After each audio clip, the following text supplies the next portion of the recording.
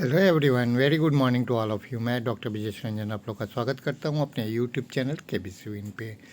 दोस्तों, आज 31 अक्टूबर है और इस वीडियो में हम लोग आज का और कल का यानी 30 अक्टूबर का करंट अफेयर्स के क्वेश्चंस को कवर करेंगे। यदि आप केबीसी की तैयारी कर रहे हैं तो ये वीडियो आपके लिए काफ़ी यूजफुल हो सकते हो, क्योंकि सारे क्वेश्चंस इंपॉर्टेंट और सेलेक्टेड लिए गए हैं। स्टार्ट करेंगे इम्पोर्टेंट डेज से। तो आज 31 अक्टूबर को नेशनल यूनिटी डे मनाया जाता है, राष्ट्रीय एकता दिवस, क्योंकि आज ही के दिन iron man of India Sardar Vallabh भाई पटेल का जन्म हुआ था। और जो ये स्टैचू देख रहे हैं ये यूनिटी स्टैचू है। ये स्टैचू को भी ध्यान रखिएगा दिमाग में। कहाँ जो वल्लभ भाई पटेल आयरन मैन थे, लौह पुरुष, उनका जन्म हुआ था 31 अक्टूबर 1875 नांडियाड, गुजरात में। अगला क्वेश्चन है, which country has been excluded from the 2022 Nobel Prize ceremony in Stockholm because of the serious and escalating situation in the country. तो दोस्तों, ईरान को इस पुरस्कार समारोह से रोक दिया गया है। इससे पहले रशिया और बेलारूस को भी रोका गया था। ये समारोह 10 दिसंबर को हर एक साल मनाया जाता है। इस दिन अल्फ्रेड नोबेल की मृत्यु हुई थी। इसी दिन को नोबेल प्राइज़ दिया जाता है और घोषणा अक्टूबर के फर्स्ट वीक में हो जाती है।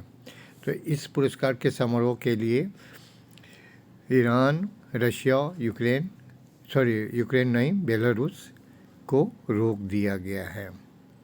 अगला क्वेश्चन है, Indian Air Force and French Air and Space Force are participating in bilateral exercise named. मतलब नाम बताना है जो इंडियन एयर फोर्स और French Air and Space Force के बीच में होने वाला है।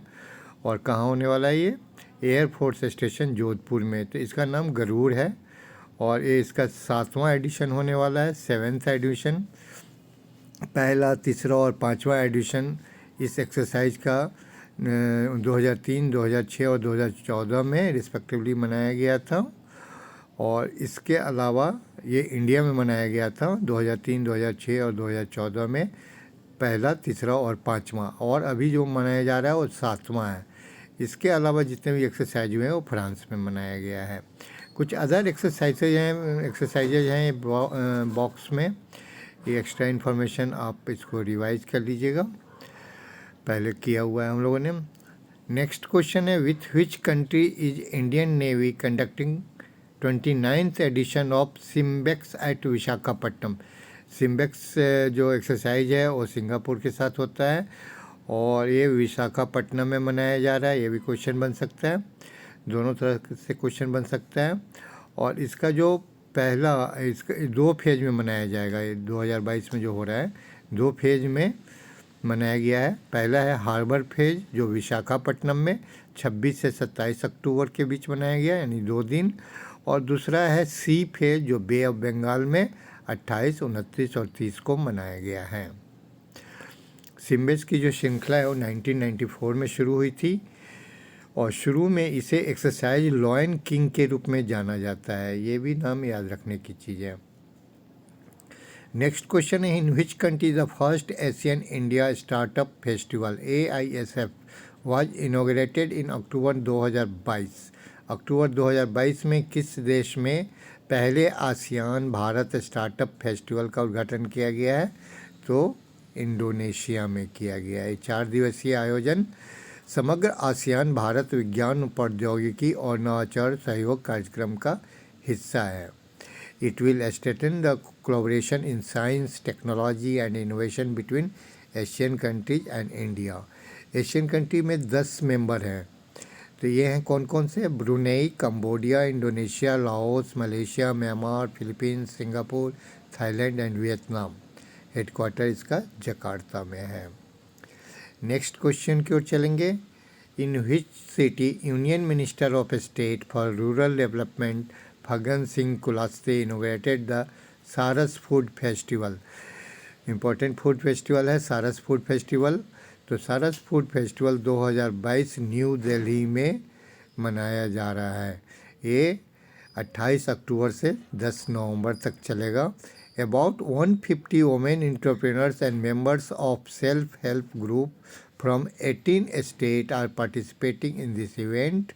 Saras Food Festival is a unique example of women's empowerment. तो ये किस लिए मनाया जाता है ये भी ध्यान रखिएगा, वुमेंस एम्पावरमेंट के लिए मनाया जाता है। सारस फूड फेस्टिवल है, 150 वुमेन एंटरप्रेन्योर भाग लेंगी इसमें 18 स्टेट से। और किसके द्वारा मनाया जाता है? Union ministry of rural development. और कब से कब तक मनाया जा रहा है? इस बार ये नई दिल्ली में 28 अक्टूबर से 10 नवंबर तक मनाया जा रहा है। अगला क्वेश्चन की ओर चलते हैं। किस चीनी स्मार्टफोन निर्माता ने लॉन्च के 4 साल बाद भारत में अपनी वित्तीय सेवा कारोबार बंद कर दिया है? Which Chinese smartphone maker has shut down its financial services business in India 4 years after its launch? ये Xiaomi है।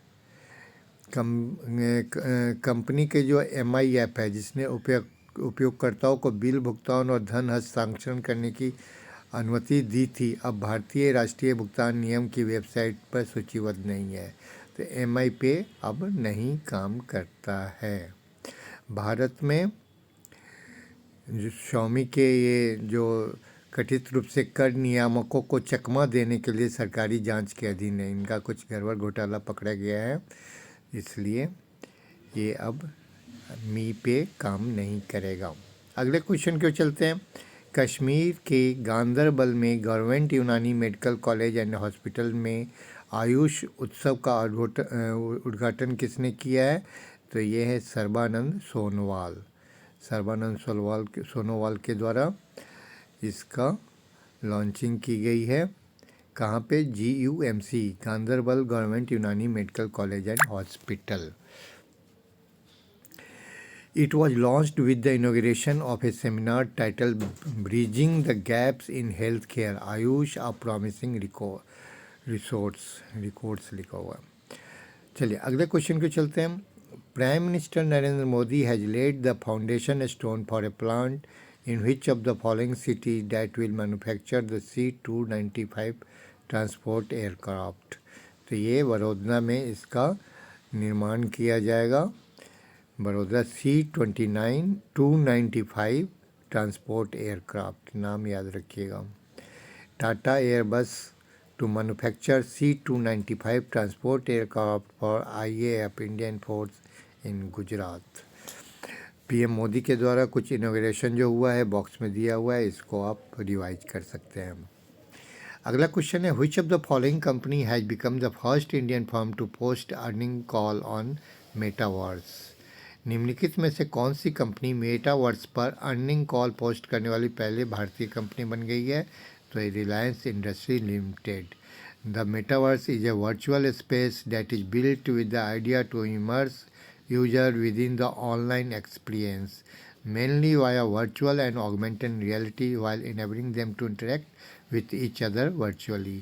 थोड़ा सा कॉम्प्लिकेटेड लैंग्वेज यूज किया गया है, लेकिन आपको समझना क्या है, मेटावर्स एक वर्चुअल स्पेस है जो उपयोगकर्ताओं को ऑनलाइन अनुभव के भीतर मुख्य रूप से आभासी और संवर्धित वास्तविकता के माध्यम से विसर्जित करने के विचार के साथ बनाया गया है, जबकि उन्हें एक दूसरे से बातचीत करने में सक्षम बनाता है। अगले क्वेश्चन की ओर। Which of the following state government has made the registration of pet dogs mandatory in a state? तो किस राज्य सरकार ने राज्य में पालतू कुत्ते का पंजीकरण अनिवार्य कर दिया गया है? तो ये बहुत ज़रूरी था, बहुत ही ज़रूरी। ये हरियाणा है। हर एक स्टेट में होना चाहिए और रजिस्ट्रेशन होना चाहिए। कुत्ते के काटने और हमलों की हालिया घटनाओं में वृद्धि के बीच हरियाणा सरकार ने राज्य में पालतू कुत्तों का पंजीकरण अनिवार्य कर दिया गया।